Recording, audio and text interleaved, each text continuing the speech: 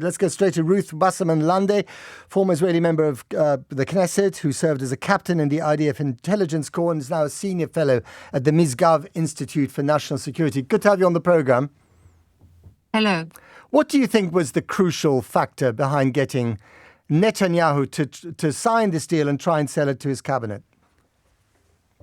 I think that there is a point in time when the incoming American administration is really looking to have some kind of a hostage deal in sight. And I think that was a crucial element in the decision making. Also, I think that there is a lot of pressure from the Israeli public that wants to see the hostages come home, although the Israeli public truly is torn, given the fact that not all of them are coming at once, but this is a stage by stage kind of a deal.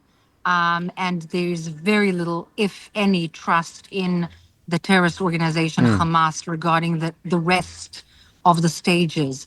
That's basically regarding the timing.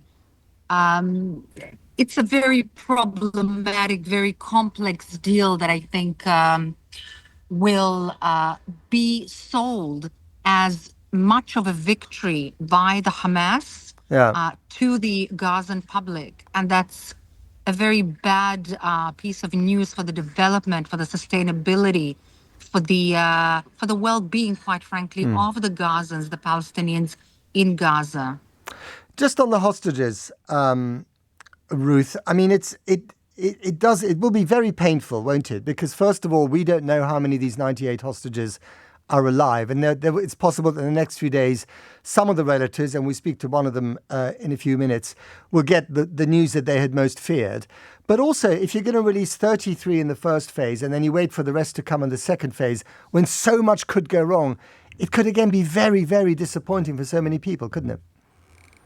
Well, not only disappointing, but let's put things into their real perspective.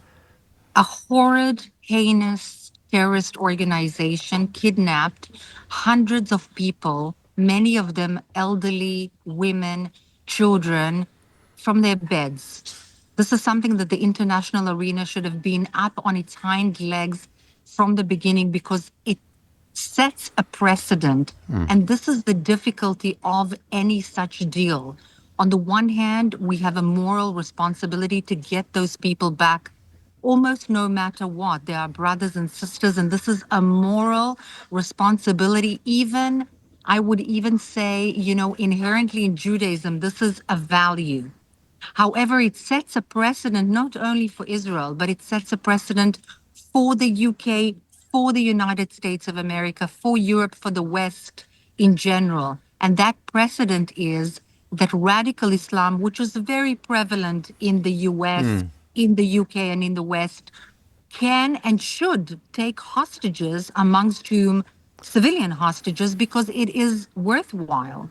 Right, but there's the other precedent set, which is the bombing of vast, numbers of civilian areas, entire apartment blocks brought down because of a single Hamas operative inside them, families wiped out by the Israeli Defense Force.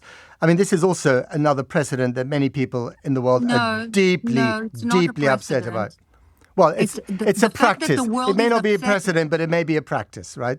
And this is something else. No, it's not a practice. If you want me to answer, because you did put a question mark at the end, I would love to. Go on. It's not a practice of the IDF. We do not bombard full buildings just because one Hamas operative is inside them, even though the Hamas operatives do make it a practice to use civilian buildings, kindergartens, hospitals, and other civilian institutions in order to do what they do on purpose. But no, the IDF does not have that practice. On the contrary, and experts have proved that.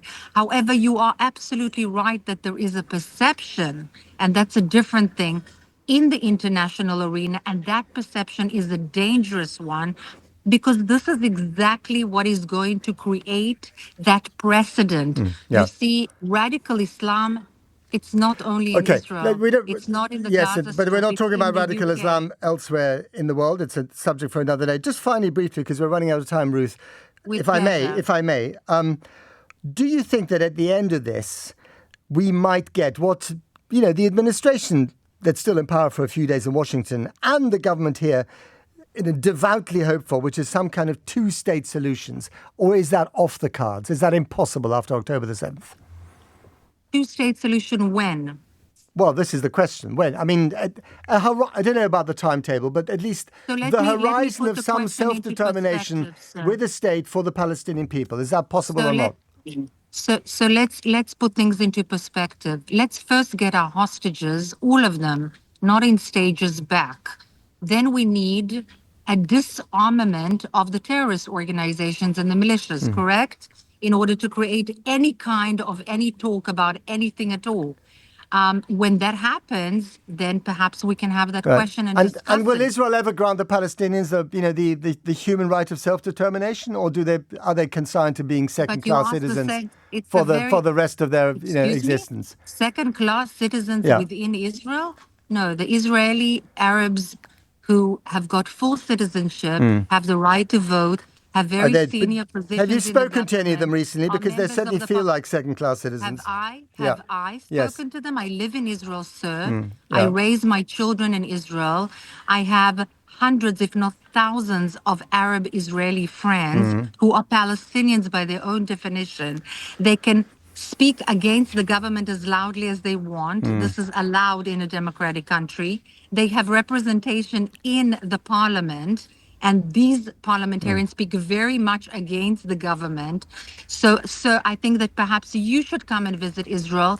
And I spent much time in Israel. I used to live in Israel. I spent months there after October the 7th. I was there also 2.5 years ago when the Arab-Israeli community was up in arms at the time of the last Gaza war. And the impression I got actually speaking to them was fundamentally different to the one you described. We're going to have to leave it there. I'm sure we'll talk about it again at some other stage.